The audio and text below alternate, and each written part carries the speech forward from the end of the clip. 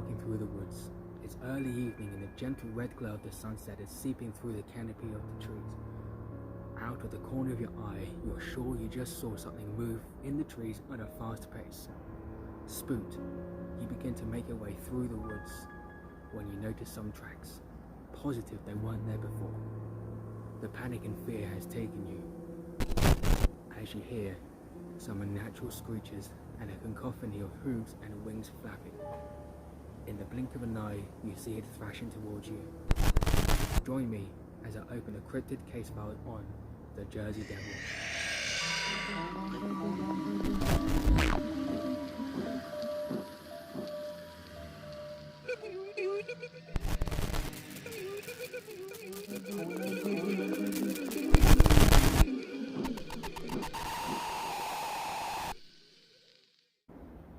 The Jersey Devil, otherwise known as the Leeds Devil, is a legendary creature, or cryptid, said to inhabit the Pine Barrens in southern New Jersey.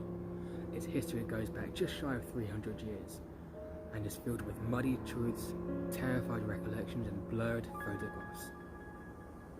Generally speaking, and according to popular folklore, this cryptid's origins begin way back in 1735 with the Leeds family. Legend says that Jane, or Deborah Leeds, depending on who you ask, was mother to 12 children.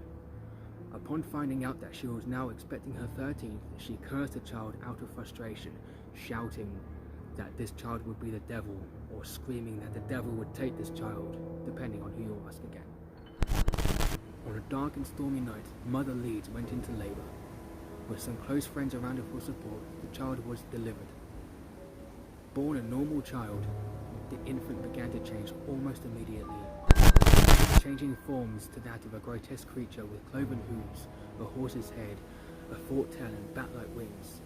The vile creature then began to snarl and scream as it battered, or again, depending on who you ask, it slaughtered the terrified witnesses with its tail, as it screamed and fled through the chimney into the surrounding woods. If sightings are to be believed, it's still there to this day. A small number of sightings occurred in the preceding years, including notable sightings in the early 1800s by Commodore Stephen Decatur, who claimed to have shot at the flying beast with a cannonball, and even a sighting from Napoleon Bonaparte's brother himself, Joseph Bonaparte. Various farmers in the 1840s then claimed that the Jersey Devil is responsible for the killing of their livestock, thanks to reports of hoof marks and blood-curdling screams. This brings me to the infamous incident of January 1909, where between the 16th and the 23rd, mass sightings caused panic and schools to close.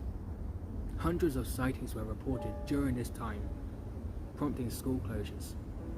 On the 16th, it was seen flying over Woodbury in New Jersey, and whilst it caused a panic, it was believed to be a localized sighting.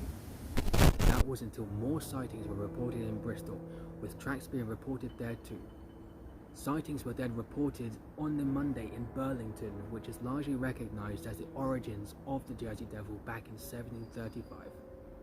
Around 2:30 a.m., Nelson Evans and his wife saw the beast staring into their window. What they described is largely responsible for the popular images that we see of the Jersey Devil today. By the 22nd, the Jersey Devil was thought to be responsible for attacks on cows, chickens, a pet dog, and even attacks on social clubs prompted workers to refuse to come in and stay home. Philadelphia Zoo even put out a reward for anybody who could provide samples of the creature. Suffice it to say, no one yet has reclaimed the reward. With it being reported sporadically after the incident, the Jersey Devil once again fell into folklore.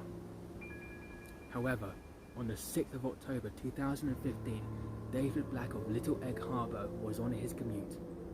Driving past a golf course on Galloway on Route 9, his attention shifted focus on something darting in and out of the tree line.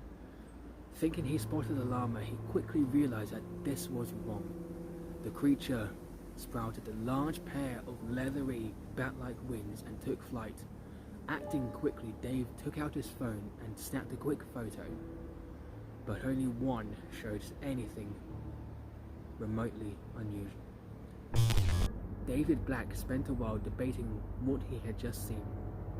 Still confused and ultimately bewildered by the experience, he sent the photo to Kelly Woncast from NJ.com, as she writes a weekly blog called The Paranormal Corner. Despite stating that he was happy to have his name printed and not looking for anything in return, Woncast ultimately thought that the picture was likely faked or doctored. To this day, she still has her doubts regarding the photo. So, what do you think? Is the Jersey Devil a horrific monster? A misidentified creature such as a sandhill crane? Or do you think it's a folktale with its basis in body horror and outdated superstitions?